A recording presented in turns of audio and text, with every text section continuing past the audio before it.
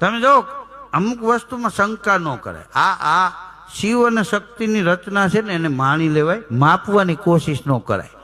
હા તમે જો આપણે આ હાલો ઇતિહાસની કાંઈ વાર તમને એમ લાગે કે આ અંધશ્રદ્ધા છે, ધીરુભાઈ એ વાત કરે, તમને તમારા ઘરનો દાખલો દો કે આમાં બધાને પરિવારમાં દીકરાની કેરી દીકરી હોય છે, દીકરો હોય છે, તો આખું કુટુંબ રમાડે. એ નાનું બાળક આપણા હારે રીને ક્યારે 6 ફૂટનું થઈ જાય, 6 ફૂટની ઊંચાઈ થઈ જાય, પરિવારને ખબર ન પડે. આ પરચાને જ માનો કે ન માનો? હા તમે કોઈએ જોયું કે દીકરાને દાદાને ખોળામાં બેહાડ્યો ટુઈંક દઈને 1.5 ઇંચ વહીજો? તમારા ભેગા ને ભેગા રહ્યા આવડા બાળકમાંથી 6 ફૂટના થઈ જાય, તમને ખબર ન પડે. આનાથી મોટા પરચા શું હોય? હા એક ઝાડવું આવ્યું હોય ને તો ત્રીજા મકાનની દિવાલ તોડીને મૂળિયા નીકળે, તો આ માથાને મોઢાને ક્યાં ફેર છે? તો વાળના મૂળિયા તાળવામાં નીકળ્યા કોઈ? હા આ તો મફતની કિંમત ન હોય.